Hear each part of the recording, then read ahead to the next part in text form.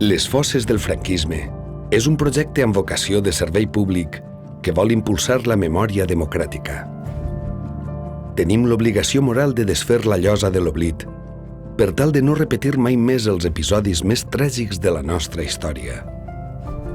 El projecte té caràcter multidisciplinar, ja que s'aborda des de l'arqueologia, l'antropologia i la memòria històrica. La Diputació de València, amb la Delegació de Memòria Històrica, i l'Àrea de Cultura, amb els Museus de Prehistòria i l'Etno, han produït dues exposicions, una publicació i un programa d'activitats culturals que volen contribuir a la veritat, la justícia i la reparació de la memòria de les persones afusellades al cementeri de Paterna entre 1939 i 1956. Hem dedicat una especial atenció a les víctimes i els seus familiars.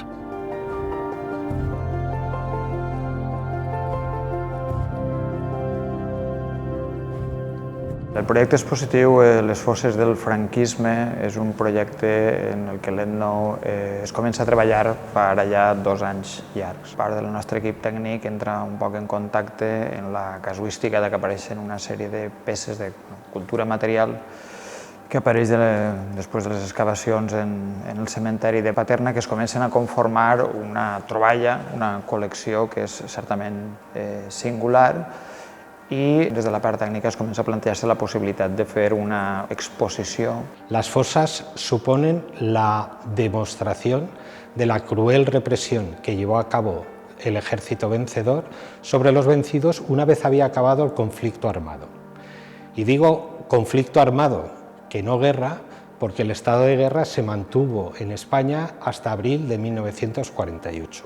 Treballar conjuntament amb aquestes dues institucions ens reforça, ens dona moltes més possibilitats de treball i de mostrar a la societat el fet que es vol presentar, que és aquesta recuperació de la dignitat de les víctimes a partir de l'exhumació de les fosses de Paterna i el treballar en pro de crear aquestes polítiques inclusives i d'acostament a la ciutadania.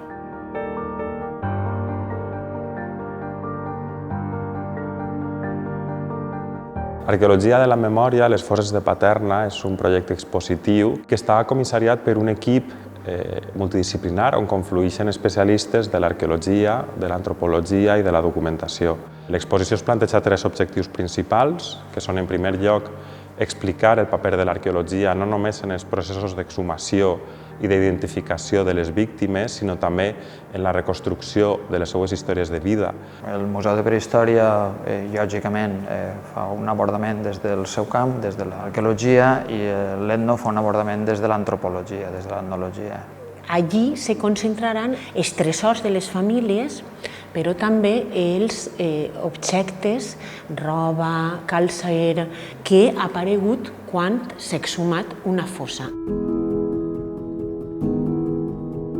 L'exposició també pretén ser un reconeixement i un homenatge a les víctimes, a les persones que van ser afusellades a Paterna, també a les seues famílies, perquè han sigut les sostenidores de la memòria durant tot aquest temps, i al moviment memorialista, que en el cas de l'estat espanyol ha sigut qui ha catalitzat les exhumacions en les 2 darreres dècades. L'exposició continua per un pati obert que ve a ser el cementeri, l'espai públic on s'han mostrat aquestes dinàmiques commemoratives en el passat i en el present a través de les associacions de familiars, de netes i nets que s'han mobilitzat, i totes aquestes reclamacions que estaven en casa, que estaven en un nivell íntim, les trauen a l'escena pública i les converteixen en lluita i reivindicació.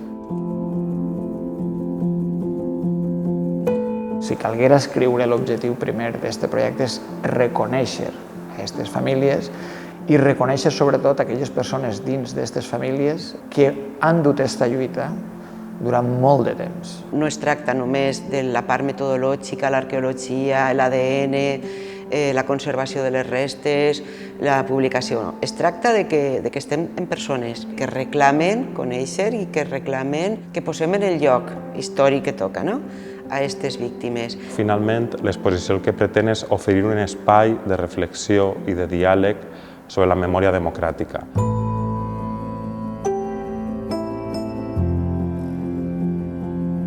no sols s'exhumen ossos, s'exhuma memòria, s'exhumen records, s'exhuma violència. El proyecto nace necesariamente a partir de la colaboración desinteresada de los familiares. La relació amb les famílies és excepcional. Nosaltres hem fet moltes entrevistes al llarg de tot el procés d'investigació, ens han obert les seues cases. La Ley de Memoria Democrática de 2022 señala como mandato a todas las administraciones públicas que difundan la memoria democrática, dar dignidad a todos los represaliados, hacer justicia con ellos y difundir la verdad de lo que pasó. I tratar tant als objectes com a les famílies, a les persones, de la manera més delicada i més exquisita possible des del nostre compromís.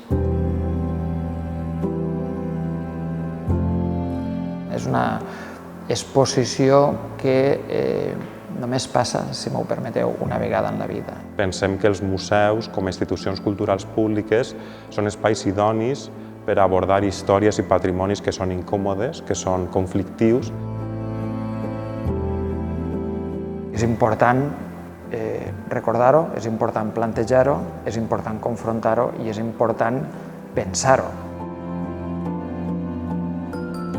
Poder enfrontar el futur, allò que tantes vegades s'ha dit però que és absolutament cert, és intentant que no torni a passar.